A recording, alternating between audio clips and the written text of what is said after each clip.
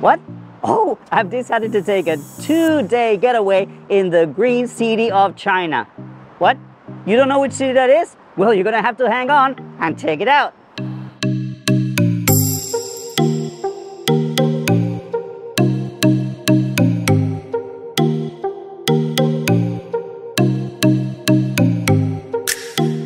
All right, friends, and today we are in a very interesting place here in Nanning. It's called the 3 Streets, 2 Alleys in the city center of Nanning. It is known as the living room of Nanning. It's a place full of history, full of food, entertainment, and lots of family activities. So let's go check it out.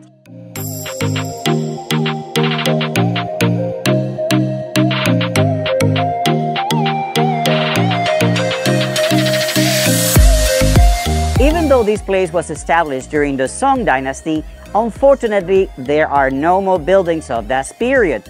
We have buildings like this one from the Qing dynasty. There are many buildings from that dynasty all the way until the Republican era of China.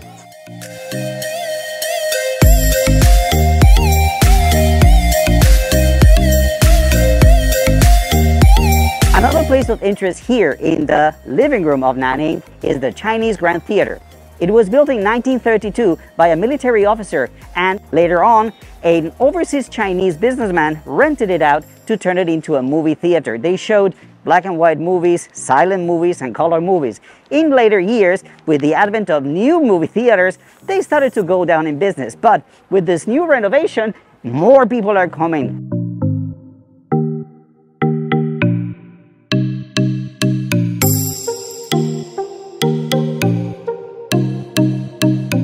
This library used to belong to a very wealthy business person. One of the things that interests me the most is the fact that the wood that you see here belongs to the Qing dynasty, so it's very, very old.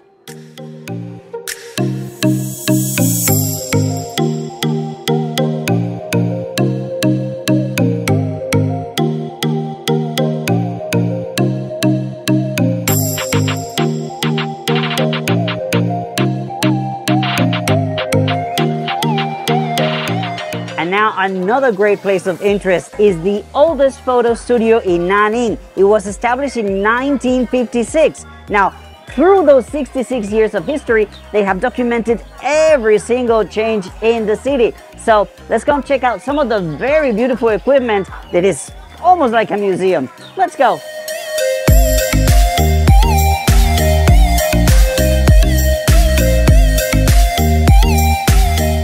And if you want, you can also take a photo with the outfits of the era.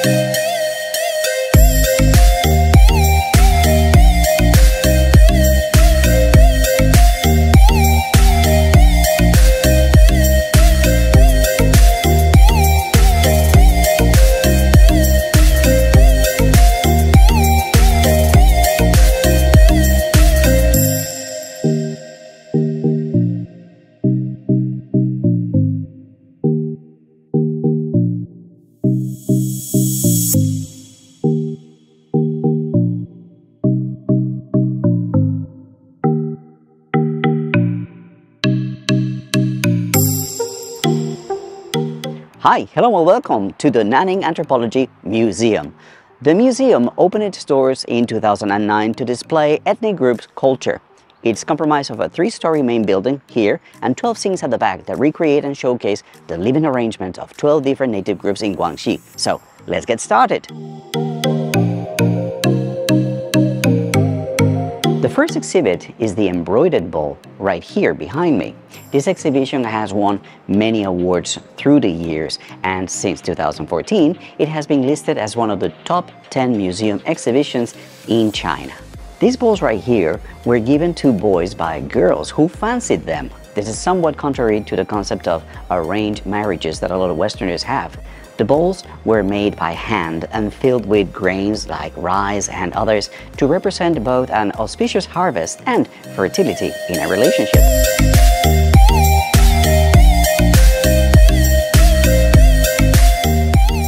This next exhibit showcases the tonggu, or the bronze drum, which also is known in China as a living fossil since its use can be traced back more than 2,000 years.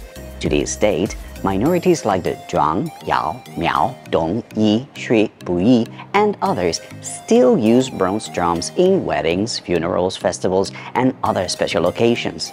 These drums originally evolved from cooking utensils that then became musical instruments and were used at burial rituals, but they were also symbols of ruling power as they were used as drums of war. The drums were also used as urns to host the remains of powerful leaders. Some of them were cracked open to house up to 4 drums inside, much like Russian dolls.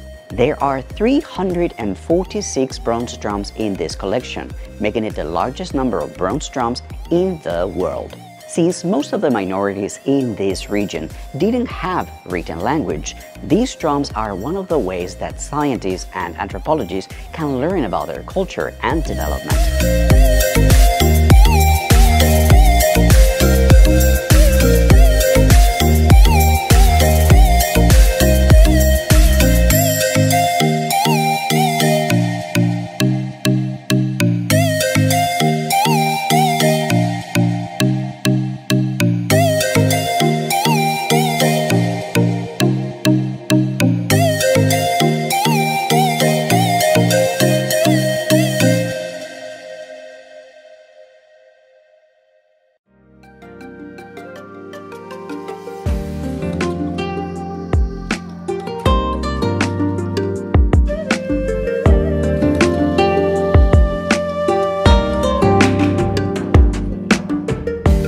Alright guys, we are visiting the Yongzhou Theater to see the local Nanning opera, which is known as Yongju, if I'm not mistaken. So let's go and check it out.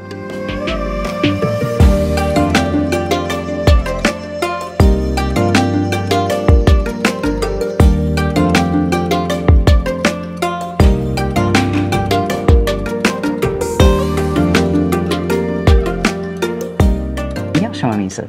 我叫陈秋燕。OK， 你今年多大？我今年32。OK， 这个衣服重不重？重，非常重。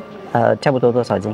衣服加上这个靠旗，再加上头，估计有20多斤。哇，你准备需要多长时间？我从化妆、妆头、服装，至少要差不多2个小时。2个小时，妈呀 ！OK， 你练习多长时间？我这个专业学习是4年。4年。从工作到现在11年。OK， 你学习在南宁还是哪里？对，在南宁，我们南宁有一个戏曲学校。OK。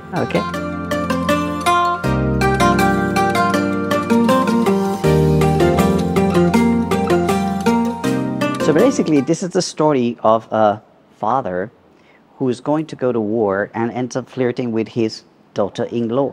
The thing is that he doesn't know it's his daughter-in-law. So there's going to be a lot of infighting, as you can see. That's what we're going to do today. Low. Turn around. High. All right. So how do you feel about this dance? Is it difficult? Is it easy? What's difficult about it? Very difficult. Yeah. Yes, because my clothes is so heavy. Yeah, and so hard. Yeah. But you're not sweating yet. Yes. Yeah. For me, 8 steps are more than enough. I can't really get it right. Yeah. And because I have my surgery, I can't really open like a claw. So, mama hoo hoo.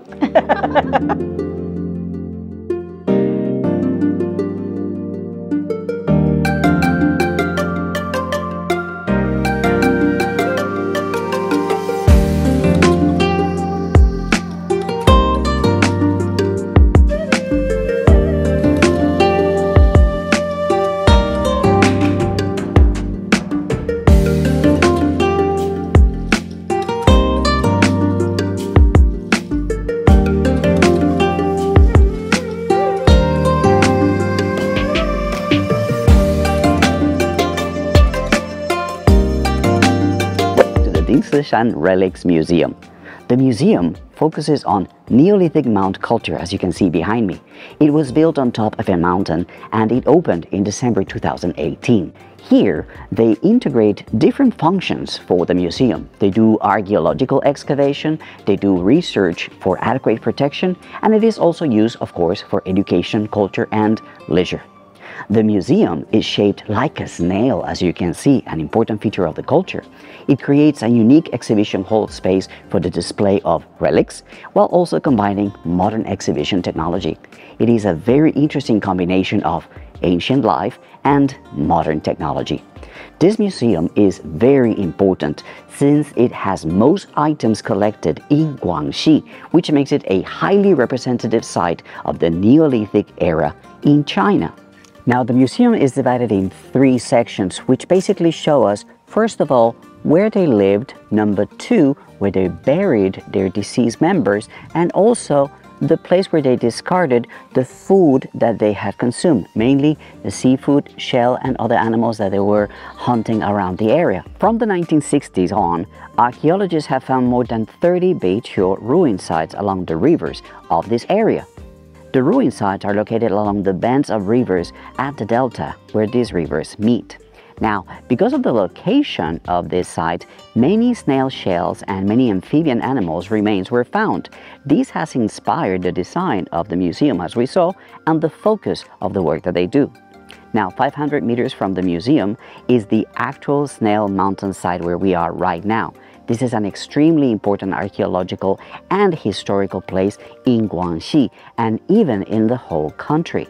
Why is it important? Well, because in 1997, it was one of the top 10 new archaeological discoveries in China, since it houses the largest preserved area and the most abundant unearthed relics in Guangxi.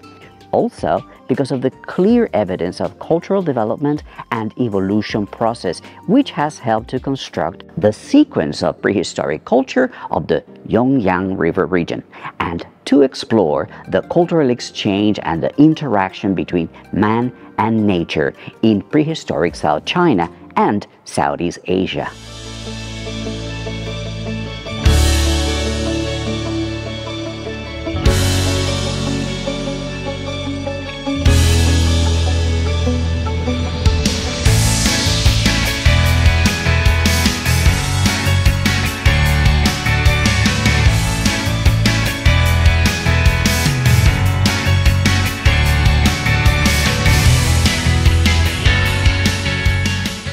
Alright friends, and what best way to end this 3-day getaway in amazing Nanning than to have these amazing noodles in this amazing restaurant, which was established in 1945. So what I'm having tonight is old friend noodles. They say that if you eat these noodles, you become an old friend of Nanning. So next time you come, make sure to visit all the different places that we did and come and have some noodles to become a friend of Nanning. And until I see you again, take it easy and bye for now.